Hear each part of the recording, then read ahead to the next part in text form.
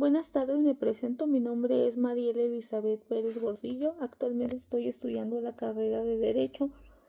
Mi matrícula es 17005957. Estudio en la Universidad Virtual del Estado de Guanajuato.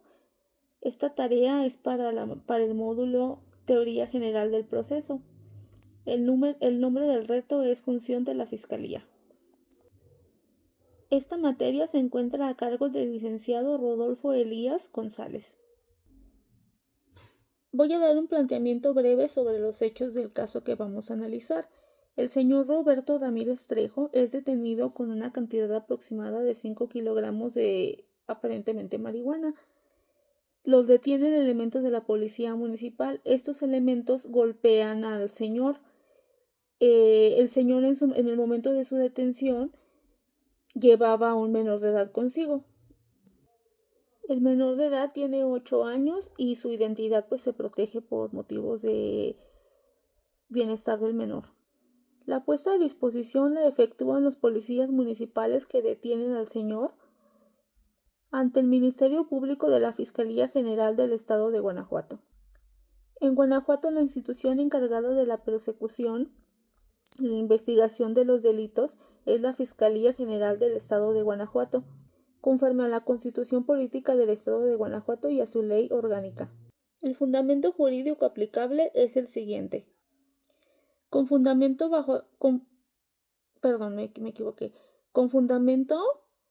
en la Constitución Política de los Estados Unidos Mexicanos, el artículo 16 establece que regula la detención en fragancia. El artículo 21 establece que la investigación de los delitos corresponde al Ministerio Público y a las policías bajo la conducción y mando de aquel.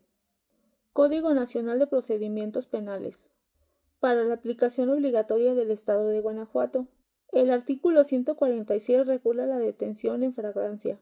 El artículo 147 establece que quien haga la detención lo deberá poner inmediatamente a disposición del Ministerio Público. El artículo 132 establece la obligación de la policía, entre ellos, a informar sus derechos y evitar el uso excesivo de la fuerza.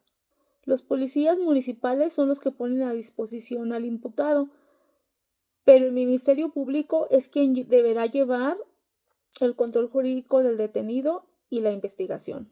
Es importante recalcar que en este caso planteado, el señor Roberto Ramírez Trejo fue víctima de abuso policial por el uso excesivo de la fuerza. Cuando Roberto es puesto a disposición ante la Fiscalía General del Estado de Guanajuato, el Ministerio Público debe verificar la legalidad de la detención, registrando la hora exacta de la puesta a disposición, garantizando que se respeten sus derechos humanos, ordenando la certificación médica inmediata. El artículo 20, apartado B, fracción 2 de nuestra Constitución Política Mexicana le da derecho al imputado a que se respeten sus derechos. El artículo 113 y 132 del Código Nacional de Procedimientos Penales de la Constitución... Perdón, estoy un poquito nerviosa por la cámara. Lo repito. El artículo 113 y 132 del Código Nacional de Procedimientos Penales da protección de la integridad física del detenido. La función del Ministerio Público es asumir la conducción y mando de la investigación, controlar la legalidad de la detención y garantizar los derechos humanos del detenido y del menor involucrado. Con fundamento en el artículo 21 de la Constitución Política de los Estados Unidos Mexicanos y en el Código Nacional de los Procedimientos Penales, el Ministerio Público recibe la puesta a disposición realizada por la Policía Municipal. Abrirá y conducirá la carpeta de investigación. Ordena actos de investigación, dictámenes periciales como certificar las condiciones del detenido, la cadena de custodia, entrevista, pesaje y análisis de la sustancia para comprobar que sí es marihuana. Al igual determina la situación jurídica del detenido y el plazo constitucional. En Guanajuato esta función le corresponde a la Fiscalía General del Estado de Guanajuato, que es un órgano autónomo encargado de la investigación y persecución de los delitos del fuero común. El Ministerio Público es el titular de la acción penal, dirige a los policías bajo su mando. No solo recibe al detenido, sino que es la autoridad que asume el control jurídico del caso. Va a determinar si procede la retención o la puesta en libertad. Cuando hubo golpes o uso excesivo de la fuerza, también debe ordenar inmediatamente la certificación médica. Iniciar investigaciones por posibles delitos cometidos por los policías. El Ministerio Público es garante del debido proceso y el respeto a los derechos humanos, conforme al artículo 1 constitucional. Posterior a ello debe determinar la competencia jurídica. La regulación de la posesión de la marihuana se encuentra en la Ley General de Salud, especialmente en los artículos 473 a 479 en el capítulo de narcomenudeo, donde dice que las cantidades máximas de posesión es de 5 gramos. En este caso el imputado portaba 5.000 gramos, por lo que ya estamos hablando de un delito de posesión con fines de comercio o suministro. Posiblemente es de competencia federal debido a la cantidad excesiva que el imputado portaba. Se excluye la competencia local cuando la cantidad que se porta, digamos que podría comprobarse la delincuencia organizada o que la posesión de la sustancia pues apunta a que se trata de venta y distribución de marihuana.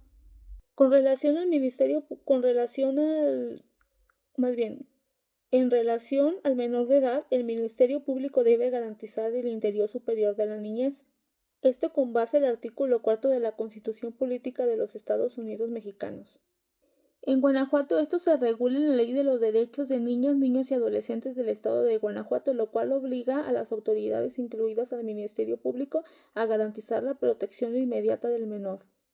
El MP debe verificar principalmente que el menor no haya sido víctima de violencia, ordenando la valoración médica y psicológica inmediatamente, para evitar que permanezca en un entorno de riesgo. Se debe dar aviso a la autoridad especializada, dando vista inmediata a la Procuraduría de Protección de Niñas, Niños y Adolescentes del Estado de Guanajuato, que es la autoridad encargada de dictar medidas de protección del menor. El MP no sustituye a esta autoridad, pero tiene la obligación de activar su intervención. Debe de iniciar una investigación porque pues al detener a este sujeto en compañía del menor, pues hay que averiguar si él es su tutor legal, si es su papá, si es su familiar, qué relación tiene con el menor. En este caso, para poder comprobar que pues no haya corrupción de menores, posiblemente al ir en compañía del sujeto, pues este menor era utilizado para llevar la droga o para contactar a los posibles compradores. No sabemos si el menor de edad igual es sometido a violencia intrafamiliar, que si no acompañaba a esta persona pues era golpeado, agredido física o psicológicamente, amenazado, inclusive pues simplemente la omisión de cuidados. O sea, obviamente ese no es un entorno sano para un menor y pues se debe de resguardar la integridad del menor. Durante todo este proceso se debe de salvaguardar la identidad del menor, conforme al principio de confidencialidad. El Código Nacional de Procedimientos Penales, en el artículo 109 de Derechos de las Víctimas o Ofendidos y el artículo 15 del Código Nacional de Procedimientos Penales, Principio de Interés Superior de la Niñez, obliga al Ministerio Público a proteger a las víctimas y ofendidos, aplicar la perspectiva de derechos humanos, activar bajo el principio de debida diligencia reforzada cuando hay menores involucrados. El juez de control interviene en la etapa inicial e intermedia del procedimiento.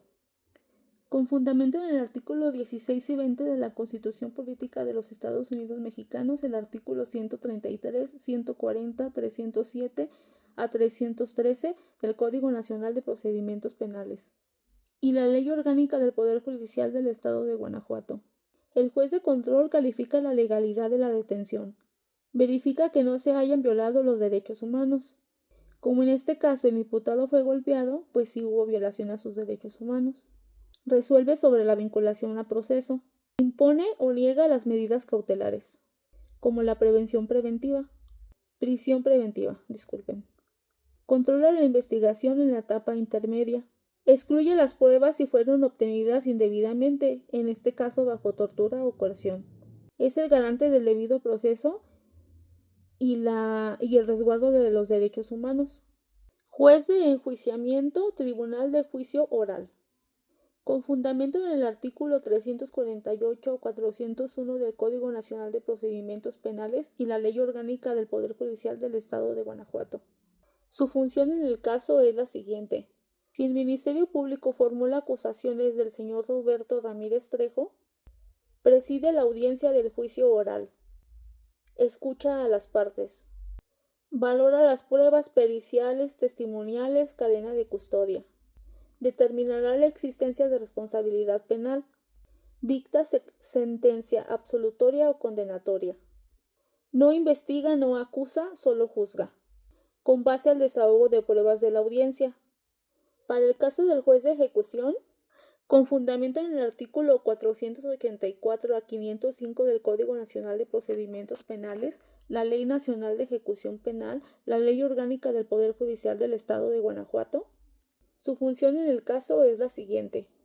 Si el señor Roberto fuera condenado, vigilará que la pena se cumpla conforme a la ley, garantizará los derechos humanos durante la ejecución, resuelve sobre beneficios como por ejemplo la libertad anticipada, sustitución de la pena o reducción de la sanción, controla las condiciones de internamiento. Su función es me cuesta un poquito de trabajo pronunciar esa palabra. Su función es jurisdiccional de control posterior a la sentencia. Así pues, el juez de control interviene en la parte inicial de la audiencia. El juez de enjuiciamiento actúa si el asunto llega a juicio. Y por último, el juez de ejecución actúa si existe sentencia condenatoria firme. En este caso se entiende que el señor Roberto Ramírez Trejo, al momento de su detención, fue golpeado por los policías municipales que lo detuvieron. La gravedad de las heridas o de las lesiones pues las deberá de medir o legislar los médicos legistas del Ministerio Público al momento de la detención del señor. Pues es bien sabido que los policías municipales muchas veces tratan de tomar justicia por su propia mano, agreden a los detenidos. En muchas situaciones pues las agresiones llegan a ser severas, o sea, inclusive causarles la muerte a muchos detenidos. Para los policías librarse de esas acusaciones de que los golpearon o hicieron cosas que pues no debían, evidentemente muchas veces les plantan sustancias. En este caso pues posiblemente el señor no portaba esa cantidad de la sustancia y pues los policías se la adjudicaron para librar esas acusaciones de que fue golpeado el señor. En mi nula experiencia, pero basándome en lo que estoy aprendiendo por el momento, pediría la exclusión de la prueba ilícita por violación a derechos fundamentales con fundamento constitucional, artículo 20, apartado A, fracción 9 de la Constitución. Cualquier prueba obtenida con violación de derechos fundamentales será nula. Constitución Política de los Estados Unidos Mexicanos 2019. Al igual, con fundamento en el Código Nacional de Procedimientos Penales, artículo 97, declara nulas las pruebas obtenidas con violación de derechos fundamentales, artículo 97. Artículo 274, exclusión de prueba ilícita. Artículo 15, respeto a sus derechos humanos. La Ley General para prevenir, investigar y sancionar la tortura establece que toda prueba obtenida mediante tortura es ilícita. Por lo tanto, debe excluirse del proceso. No puede ser tomada en cuenta para dictar sentencia. La Suprema Corte de la Nación ha establecido que, la Suprema Corte de Justicia de la Nación sostiene que la tortura generará nulidad absoluta. Existe presunción de coacción cuando el detenido presenta lesiones bajo la custodia estatal. La carga de probar que no hubo tortura recae en la autoridad, especialmente si la droga fue obtenida bajo coacción. La confesión se obtuvo bajo violencia, se vulneró la cadena de custodia y no hubo una debida certificación médica inmediata. Si la prueba principal, el aseguramiento o la confesión se declara ilícita, puede caerse toda la acusación por insuficiencia probatoria.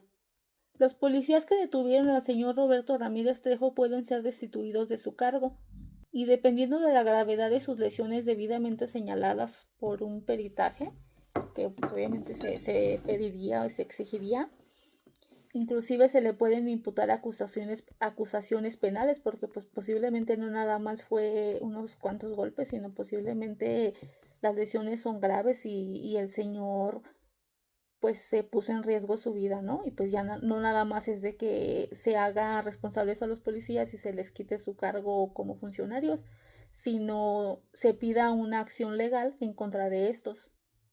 No solamente una falta administrativa por la institución policíaca, sino ya un proceso penal por lesiones agravadas o algo así. La Constitución Política de los Estados Unidos Mexicanos en su artículo primero y artículo 22 prohíbe de manera absoluta la tortura, tratos crueles, inhumanos y degradantes, además de obligar a las autoridades a respetar y proteger los derechos humanos.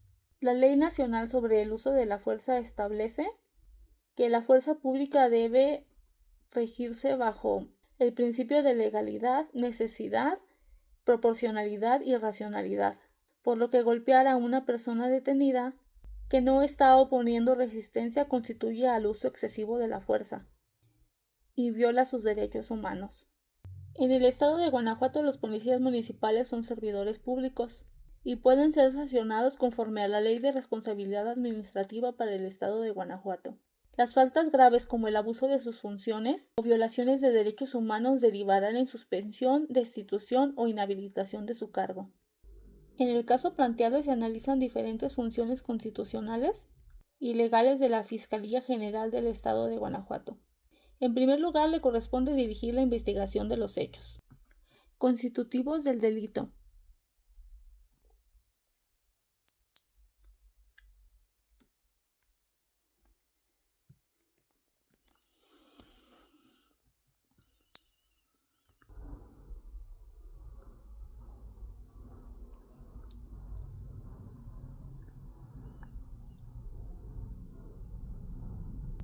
Por mi parte esto es todo, así quedó mi trabajo realizado. La verdad me puse muy nerviosa en el desarrollo de la misma. Traté de memorizar un poquito lo que se estudió del caso, pero pues se me iba un poquito como la idea de lo que estaba diciendo y no podía evitar como estar mirando a la pantalla para recordar un poquito de lo que estaba hablando.